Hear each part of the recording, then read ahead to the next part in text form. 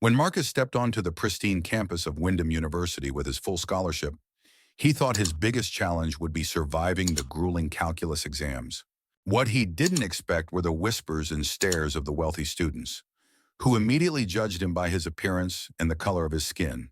Marcus had grown up on the rough streets of Chicago, where he learned that success isn't just about talent, but about resilience. He wasn't the type to back down from anyone, not even the entitled elite that ran the halls of Windham. On his first day, Marcus walked past a group of jocks laughing in the courtyard. One of them, Tyler, who had a cocky smirk, made a snide comment. "Must have gotten lost," Tyler sneered, loud enough for Marcus to hear. "The community college is downtown." Marcus didn't flinch. Instead, he walked with his head held high, ignoring the insults as his heart beat steady. What they didn't know was that Marcus had come from a background that wasn't just about surviving the streets, but thriving in them. He was a skilled fighter, trained in the toughest dojos in Chicago. Years of training had shaped him into someone who knew how to defend himself, but more importantly, how to play the game in the smartest way possible.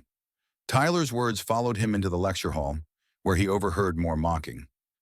"It's gotta be one of those diversity hires," a voice whispered as Marcus took his seat. But then, the professor asked a question about quantum physics that left everyone stumped. Marcus was the only one who raised his hand. As Marcus explained the theory with clarity and precision, Tyler's smug expression faltered. Later that day, Tyler and his friends cornered Marcus in the hallway. "Got a little tradition here at Windham," Tyler said, blocking his path with a grin that oozed arrogance. "New students have to prove they belong." Marcus stood tall, not a hint of fear in his eyes. He wasn't here for fights, but he wasn't going to be anyone's doormat either. Instead of confronting them directly, Marcus pulled out his phone and began recording.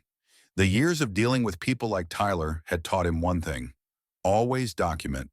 Marcus knew better than to fall for Tyler's intimidation. He had learned the hard way that sometimes the best weapon is patience.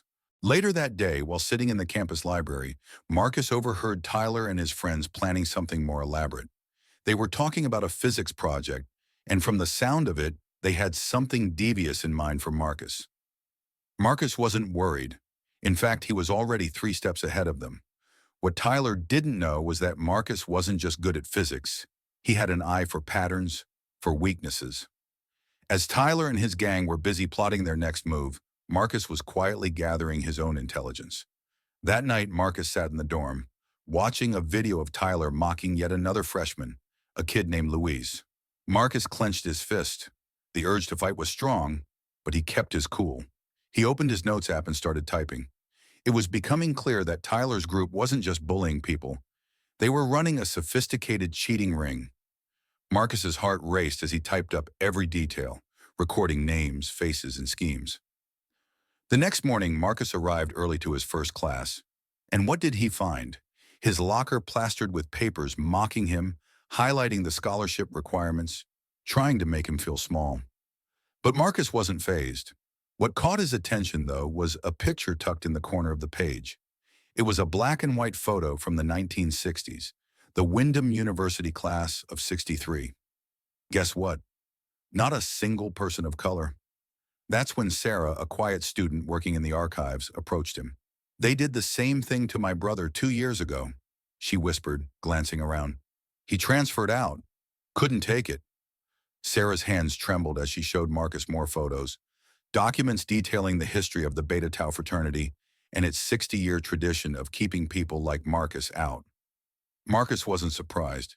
He had learned long ago that when the system is rigged, you either fight to change it or you get crushed by it, and Marcus wasn't about to be crushed. The next day, as Marcus sat in the cafeteria, he overheard Tyler and his friends discussing their next move. They were talking about a new tradition they were going to start with Marcus, their favorite target. Marcus didn't flinch. Instead, he pulled out his phone and started typing, jotting down everything he overheard. This wasn't just about physics anymore. This was about strategy. He was making sure every detail was recorded. At lunch, Marcus noticed something new. There was a group of freshmen sitting together, laughing and talking freely. That's when he realized change was already starting to happen. But then Tyler and his crew walked in. They had that same smug look, like they owned the place. Marcus smiled to himself. He knew they had no idea what was coming. "You sure about this?" Marcus asked as Tyler swaggered up to him, a grin on his face. "You've been talking a lot of trash lately, but you don't know who you're dealing with." Tyler scoffed. "You really think you can beat me at my own game?" he taunted. "How about a little competition? We'll see who really belongs here." Marcus didn't flinch.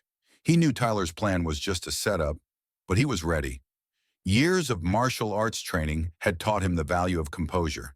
He wasn't about to let Tyler control the situation. "All right," Marcus said, standing up. "Let's see what you got." The gym went quiet as Tyler's crew gathered around the boxing ring. Marcus had no intention of making this a simple fight. He was playing the long game, and Tyler had no idea he was walking straight into a trap. Tyler threw the first punch, but Marcus wasn't there. With a simple shift of his body, he dodged the blow and sent Tyler sprawling to the ground. The crowd gasped, and the video started to spread like wildfire. The video went viral across campus, and soon everyone knew. But Marcus didn't celebrate. He knew this moment wasn't about showing off. It was about teaching a lesson. The next day, Marcus walked into his physics class. Tyler was there too, looking like he wanted to crawl into a hole. But Marcus didn't show any signs of triumph. He was focused on the bigger picture. When the professor, Mrs. Carter, announced the midterm project partners, she paired Marcus and Tyler together. The irony wasn't lost on anyone. Tyler could hardly contain his frustration, but Marcus just smiled. After class, Tyler confronted Marcus in the computer lab. "You think this is over?" he sneered. "One call to my dad and you'll be gone." Marcus didn't flinch. Instead, he pulled up his laptop and began showing Tyler the evidence. Emails, photos, and a hidden drive with test answers. It was all there. Tyler's smug face faltered as he realized Marcus wasn't playing around. As Marcus continued to lay out the evidence, Tyler's face turned pale. The fight he thought was just a physical challenge had turned into a battle of wits. He could see that Marcus had outsmarted him at every turn. "You think you can destroy me with a few screenshots and emails?" Tyler hissed, his voice dripping with venom. "You're nothing but a scholarship kid. You're not one of us." Marcus remained calm, the same steady demeanor that had helped him navigate life's toughest moments. "I don't need to destroy you. You're doing that all by yourself." The moment Tyler lunged at Marcus in an attempt to grab his laptop, the lab assistant Amy stood up. She had been quietly observing the entire exchange. "I've been recording everything," she said, pointing to the security camera above them. Tyler froze. He had no way out now. The evidence was irrefutable. Amy stepped forward, offering her support. "I'll make sure this goes to the right people," she added. Marcus didn't bask in his victory. Instead, he returned to his studies, leaving Tyler to face the consequences of his actions. The campus was buzzing with the news, but Marcus was focused on the future. The next morning, Marcus walked into the cafeteria. Tyler and his friends were sitting at their usual table. But something was different. They were quieter now, avoiding eye contact. Marcus didn't say a word as he passed them, but his smile said it all. Word spread quickly about the cheating scandal, and soon Tyler's fraternity was under investigation. But Marcus knew that exposing the wrongs was only the beginning. Real change would happen when people took action.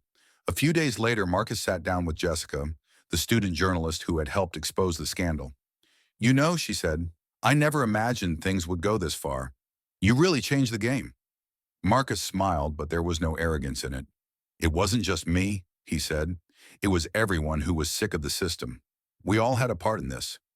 As Marcus left the cafeteria that day, he saw Tyler sitting alone, staring down at his phone. For the first time, there was no smug smile on his face, just a look of reflection. "You've learned something, haven't you?" Marcus asked quietly. Tyler didn't look up, but his slight nod was enough. He had learned that power wasn't just about wealth or status. It was about respect and integrity. Later that week, Sarah from the archives approached Marcus. "I wanted to thank you," she said. "Because of what you did, people are starting to realize that they don't have to put up with this. I'm organizing a student committee to push for change in our policies. Your actions gave us hope." Marcus nodded, a feeling of satisfaction in his chest. "It's not just about one person. It's about all of us coming together and showing that we won't accept injustice anymore." Days passed, and Marcus noticed a shift in the atmosphere around campus. It wasn't just the big changes, like the suspension of Tyler's fraternity or the school investigating the cheating ring. It was the little things, the subtle shifts in how people treated each other. At lunch, students who once sat alone were now joining bigger tables. Even Chad's former friends were beginning to distance themselves from him. The tide was turning, and Marcus could feel it. One afternoon, Miguel, the Latino student who had been bullied by Chad, came up to Marcus. "I've been tutoring some freshmen in Spanish," he said with a proud smile. "I never thought I'd be doing something like this. You've inspired me to stand up, just like you did." Marcus smiled back, feeling a sense of pride in his heart. Sometimes you don't have to make a big stand. Just helping one person can change everything. The next week, Sarah came to Marcus with exciting news. "We've got the dean's approval," she said, her face lit up with excitement. "We're starting a committee to review the university's diversity and inclusion policies. Thanks to you, things are starting to change." Marcus nodded, feeling the weight of the moment. It's not just about policies, it's about changing the culture, making sure everyone has a voice. Meanwhile, Tyler had become a shadow of his former self. The campus that once revered him now viewed him with disdain. No longer surrounded by his fraternity brothers, he started to feel the isolation of his own actions. One day, as Marcus was walking across campus, he saw Tyler sitting alone on a bench. For a brief moment, their eyes met, and something in Tyler's expression had changed. There was no more arrogance, no more defiance, just a quiet understanding. Marcus approached him, stopping a few feet away. "You okay?" he asked, his tone neutral but not unkind. Tyler looked up, a faint sigh escaping his lips. "I never thought things would get this far," he admitted. "I always thought I could get away with everything." Marcus nodded. "It's easy to think you're untouchable when you have power. But power is an illusion. It's how you use it that matters."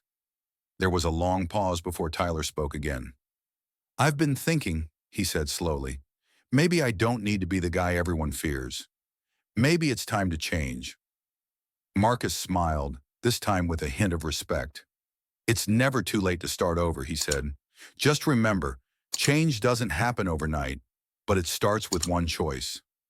As Tyler stood up and walked away, Marcus couldn't help but feel a sense of hope.